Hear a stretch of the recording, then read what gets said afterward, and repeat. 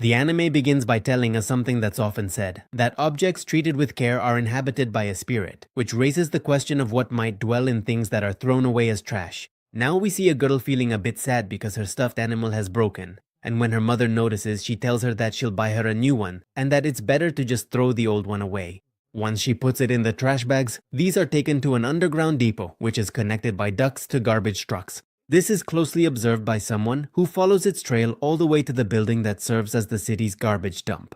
That person is our protagonist Ludo, who ends up sneaking into the building to reach the depot where the recently discarded trash is kept. One of the guards discovers him after hearing the noise he makes, so he opens the door and points his weapon at him.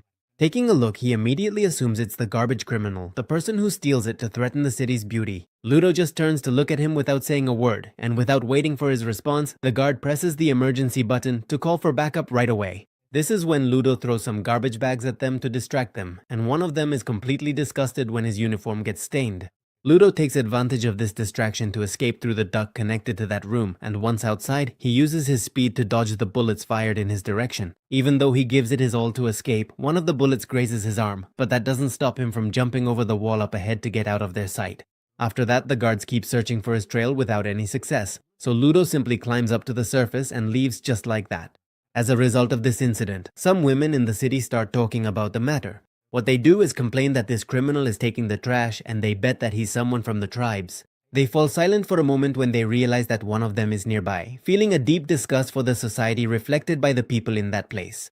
And that man is named Leguto, who closes the notebook he is writing in and heads toward the door that connects the city to the tribe. Both sides are separated by a giant wall, making the difference between the city and the tribe very clear.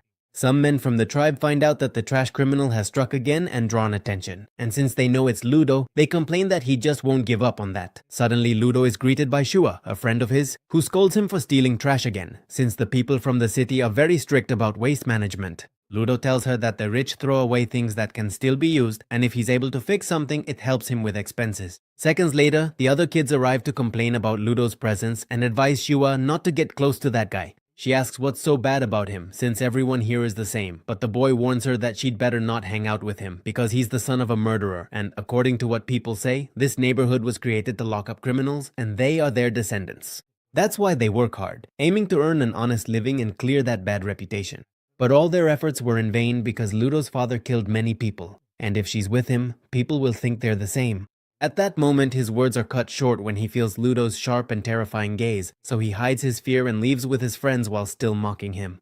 Once they're alone again, Shua tells Ludo that he is different from his father and that she trusts that's true, which he appreciates, albeit a bit embarrassed. Shua suddenly gets excited when she sees the stuffed animal he has repaired, and Ludo tries to tell her that it's a gift for her, but unable to speak properly, Shua's mother arrives to take her away. This causes Ludo to fail in his attempt to give her the stuffed animal, and you can hear Shua's mother reminding her that she shouldn't spend time with him. After that, Ludo returns home, where he is greeted by Leguto, who mockingly repeats the words he said to Shua, making it clear that he was listening to them. Ludo complains about it, but now Leguto demands an explanation from him about the incident that happened in the city. Without waiting for an answer, he reminds him that he doesn't have to earn money if it means risking his life, and that he can leave the expenses to him until he grows up. He also adds that even though they're not related by blood, they're still family. That's why he doesn't want him to try to pay him back, since things don't work that way. After hearing this, Ludo reminds him that he took him in when he was abandoned as a baby and has raised him his whole life, so he's not trying to pay him back, but rather believes that even within a family, things should be appreciated. Leguto is surprised to hear this and advises him to be just as honest with Shua so she knows how he feels, which makes Ludo angry. Leaving that topic aside, Leguto notices that he was injured, so he asks him to take off his gloves and bandages so he can treat the wound. While doing so, he asks him not to go back to the garbage dump, since next time things could be much worse. Ludo tells him that this wound isn't a big deal, not when compared to the wound his parents left him. Even so, Leguto tells him that here, anyone who commits a serious crime is sentenced to death and thrown into the abyss, and that his father was thrown into that place. That's why he wants him to take care of himself and the things that matter. This even though they live in such a rotten world. Here they explain to us that Ludo's hands have been this black for as long as he can remember. Sometimes he was overwhelmed by a sharp pain. That, and the looks of disgust from people who saw his unpleasant wounds, really affected him mentally when he was a child. It was then that Leguto gave him those gloves, and even though they were already worn out, they immediately eased his pain. And all of this leads him to believe that he will never be able to repay him for practically saving his life. Suddenly, Leguto tells him that he has to win Shiwa over before someone else takes her, since she's very pretty, something Ludo immediately rejects, embarrassed. While they're talking about certain things, you can see a hooded man listening to them from outside.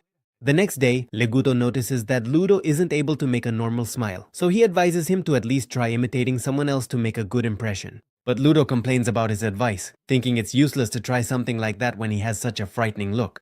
Outside, holding the stuffed animal in his hand, he wonders if Shua will be home at this hour.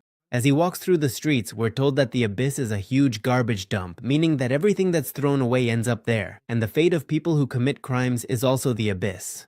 Here we see a large number of people carrying out a sentence on a criminal, and when they give the signal, they release the ropes holding him so that he falls into the great abyss. Ludo takes a look at what's happening and wonders what happens to the people who are thrown into that place.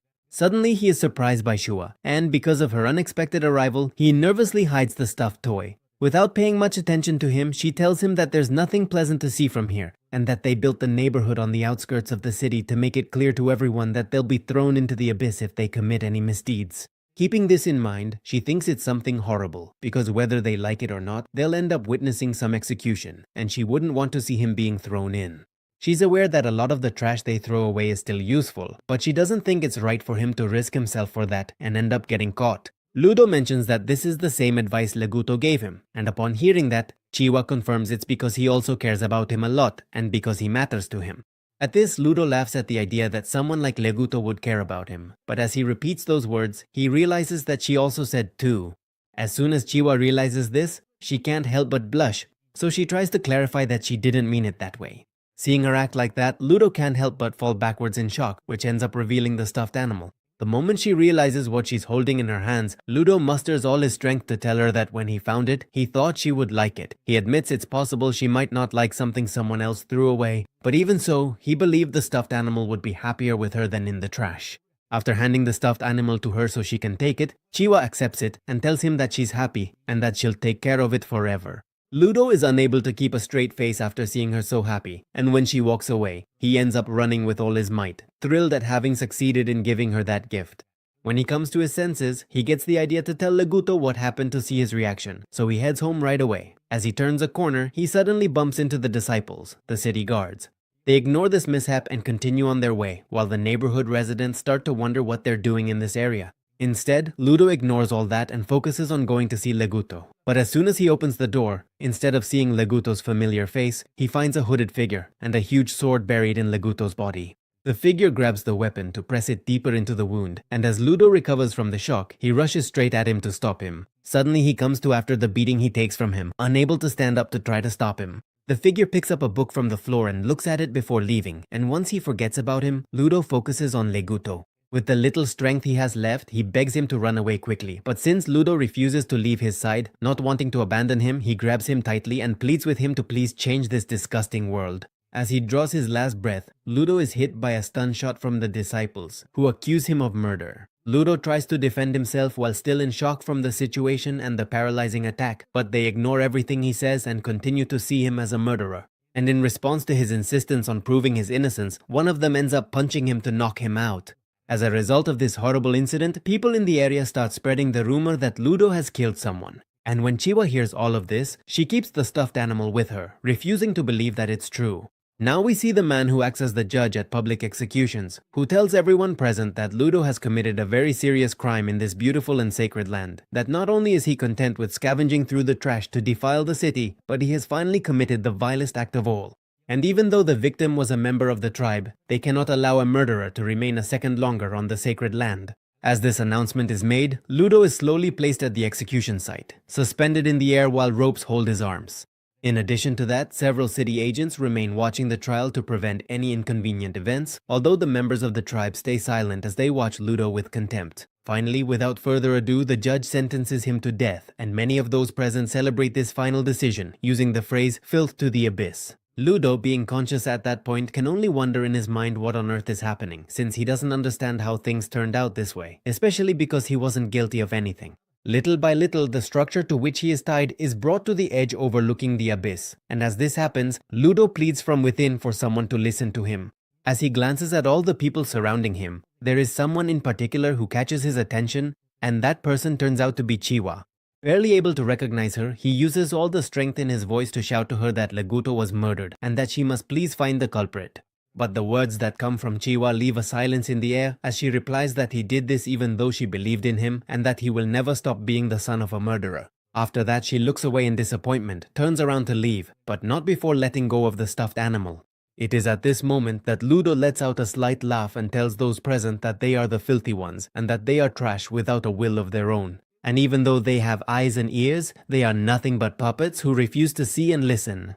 Just as he is about to make a statement to them, he falls silent when he realizes that the guy who killed Leguto is in the audience. Moments later, the signal is given to release him, and that's exactly what happens. As he descends into the abyss, he finishes the statement he was about to make. He intends to drag them all down to hell, wishing to annihilate each and every one of them. Once he is swallowed by the abyss, he has a blurry vision of everything around him, but once that small light goes out, he later wakes up on top of a pile of garbage. Barely fully awake, the first thing he does is cover his nose and wonder what that horrible smell is. After that, he stares at the enormous landscape in front of him, which is actually a true giant of garbage, the abyss itself. The landscape is so vast that he wonders where he is, and as he recalls, he remembers that he was thrown into the abyss. From what he understands, it was rumored to be a huge garbage dump. The garbage, the humans, all the filth converges in the abyss, which is hell itself. It is at this moment that a violent tremor occurs, and when he looks behind him, he sees a colossal monster baring its fangs while letting out a bone-chilling screech, something that leaves him stunned with shock. In a scene change, we get a glimpse of Ludo's thoughts. He always found it strange that, even though everyone is so interested in filth and criminals, no one seems to care or even think about what happens when you fall into the abyss. Back in the present moment, Ludo starts running for his life from these giant monsters that quickly come after him. At the moment he is surrounded, he wonders what these things are since they look like living masses of garbage. He quickly dodges the bite of one of them, and as he keeps running desperately, he falls to the ground only to find a human skull right in front of him. This makes him wonder how they even dared to throw him into this place. And because of the noise he makes when he screams, the ground beneath him collapses and he falls to a lower area, out of sight of the monsters. That's when he realizes that the air in this place will ruin his lungs if he keeps breathing it, so he decides he needs to find shelter, and fast, in some safe spot. But as soon as he sees the landscape around him, he starts to doubt whether a safe area could even exist in this hell. Suddenly, he starts coughing up blood as the toxicity of the air affects him, and that draws the attention of the monsters behind him. When they get close to him again, he wonders if, once more, everything will end without him being able to do anything. Right after that, he says Leguto's name. And that makes the image of his lifeless body come to his mind. That keeps him from giving up and makes him realize that there's still one thing left for him to do. Then he grabs a metal rod and declares that those who despised him, those who falsely accused him, and those who threw him into the abyss are all going to pay. But before anyone else, the first one who will pay is the guy who killed Leguto. He will hunt him down, find him, and then annihilate him. After this, one of the beasts lunges at him to devour him, but Ludo simply knocks it aside with a powerful blow from the metal rod in his hands. Here he also thinks that he will make death itself wait to claim his life until he has accomplished his goal. On the other hand, we see that an unknown person with an umbrella is not too far from this place and turns their attention to what's happening when a can falls on them. For his part, Ludo begins his fight against these monsters, and while he lands some solid blows on one of them, we can see that he continues to bleed out as he remains poisoned. At this point, he throws his weapon at one of the beasts, and while it's in the air, he is violently struck by one of them, which sends him flying several meters away. Without having time to rest, Ludo now grabs a traffic light and throws it like a spinning blade at the limbs of one of them, only to be surprised by another one that attacks him from the ground. As he moves away, he once again struggles to breathe due to the polluted air in this horrible place. And while he endures this, we see a small spark come out of his body, something he doesn't notice. At that moment, he is attacked from two different directions, but at the moment of impact, he grabs a sheet of roofing and uses it as a blade to cut one of them in half, and after a few seconds, it explodes without leaving a trace. After defeating these enemies, he falls to his knees, not paying attention to another one that is approaching. This one turns out to be much larger than the previous ones, and as it closes the distance, it slowly rises up on two legs, revealing its enormous size. Ludo stares at it and without hesitation starts running away in the opposite direction as fast as he can. Seconds later, the giant made of trash crashes to the ground, creating a shockwave that pushes all the garbage around it aside, and even reaches Ludo, sending him flying. The moment he opens his eyes, the first thing he sees is an unknown man with an umbrella right next to him, while he is still weak from having his lungs contaminated. This guy grabs him by the clothes to lift him up and then gives him a good kick in the back. While he's still processing the pain from that blow, the man grabs him again and puts an oxygen mask on him, which takes him by surprise, since now he can breathe normally. Thanks to that, the first thing he does is ask him what this place is and what those monsters are. In response to his questions, the man with the umbrella signals him to be quiet and tells him in a very low voice. Ignoring him, Ludo raises his voice, wanting to know what this world is, and once again the man repeats the same thing. After a couple of tries, Ludo tells him he can't hear him well and wants him to speak damn louder.